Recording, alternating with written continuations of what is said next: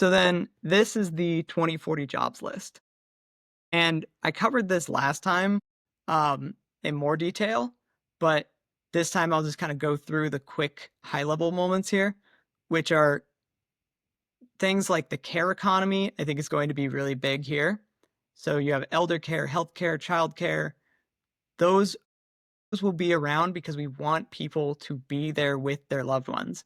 And we want people to be able to be with people who are struggling through these things. If you're thinking elder care, a lot of people are going to want people around them for care. Then there's also childcare, which is like the other side of that, where you probably don't want your kids to be raised by robots. Mhm. So freeing up a little more time where you can spend more time with your kids, freeing up time where more humans that are in the world can actually spend more time taking care of kids, helping with in the healthcare system, taking care of elderly people. There's a lot of components there that I think we kind of have these systems today, but those systems could be a lot better in the future with more people involved in those roles. Community, this is a huge one where like I don't really know my neighbor that well. Um, and my other neighbors, I think it would be really important to see in 20 well, it doesn't have to just be in 2040, but as we get more time for more people to work on more things, maybe we have more people who are actually focused on how do we make this community better? How do we create support groups? How do we plan events and really get people to know each other and talk with each other so that we're more connected as a community?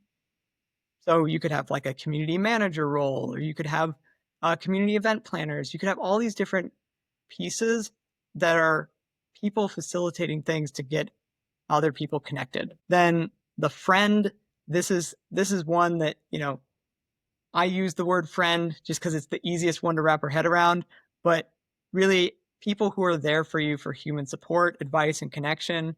I think that might actually be a role that we value enough that we basically have some type of amount of money that we give people if you're actively helping other people and supporting other people, giving them advice. That's probably still going to be that's going to be a thing, but that might also be something that we lean more into in the future. Art, human painting, drawing, community art classes, those are things that I think could really grow in the future. We imagine art a lot as, well, AI can generate all these different art pieces, but that doesn't mean that those art pieces have value. I think there's a lot of context behind art that is important to deriving the value of the art. For example, there's one art piece that's just a banana duct taped to a wall. Like that art piece, yes, anyone could make that, but like also the art piece had this context behind it that was able to actually give it the value that it has. So just because AI can make it doesn't mean it's not worth anything. Yeah, I heard a good analogy for AI art where it's like, yes, it can create things, but you're not creating it's like taking a photo of the Mona Lisa and saying you painted the Mona Lisa. Like, no, there's more to what art is. Well, and the Mona Lisa is contextual, right? So the Mona Lisa is contextual back to that period in time, and its age has basically also been added to its context of this painting has survived this amount of time. And look how good the colors are and things like that for the time period. So there's this whole context behind that art piece that really gives it that value. I mean, even if you look at the things like in the NFT space, we already went through this. A lot of the NFTs that didn't have value didn't have art behind them. They didn't have art context behind them.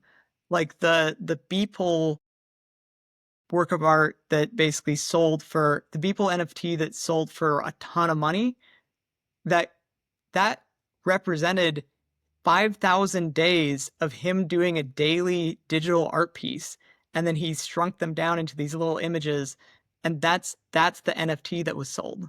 So that NFT had all this context behind it that represented a lot more value than, like, yes, you could have just copy and pasted, like you could have just screenshotted that image and just said, look, I have this Beeple incredible NFT art.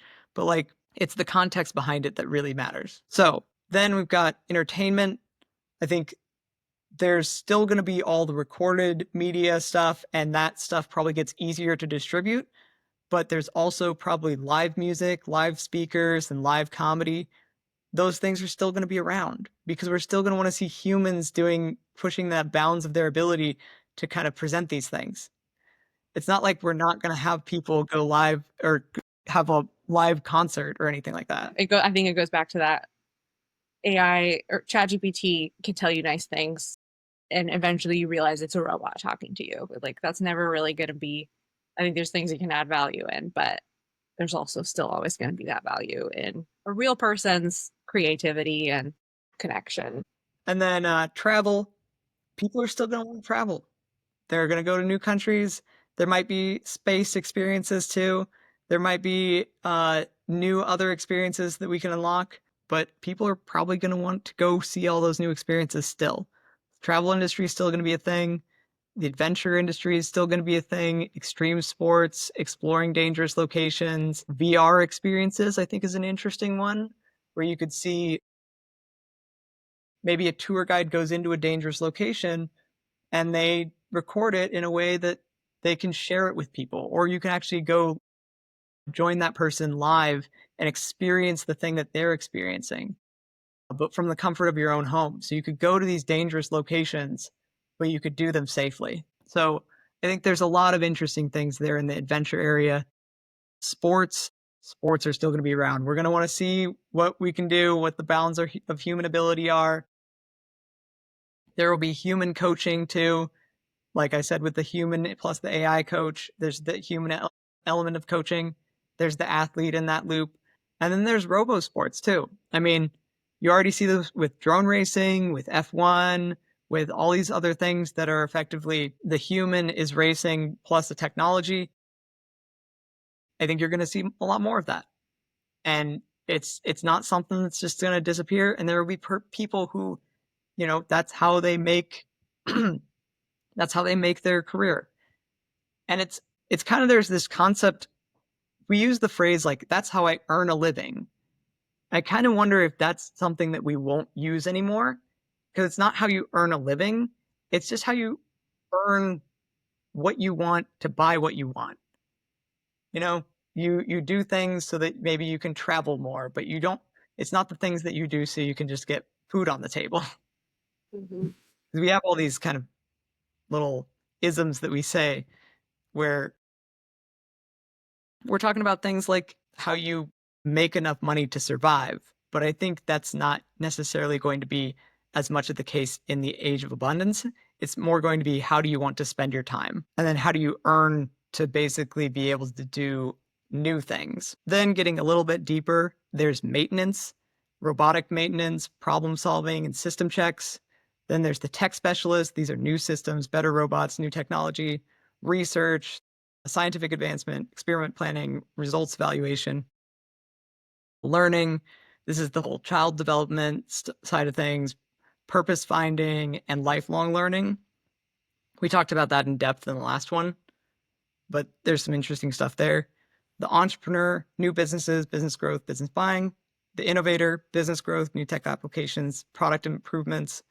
The investor, the investor is interesting because it's trend research, capital allocation, and then AI trade evaluation, but it's probably not short term. It's very much the long term side of things, kind of looking at all the different research that's out there and making a final decision. Because I don't think the AI is going to be the only one doing that. And then leaders, I think we're still going to have leaders, team motivation, team alignment, and then AI decision analysis, being able to go through those things and say what actually matters here.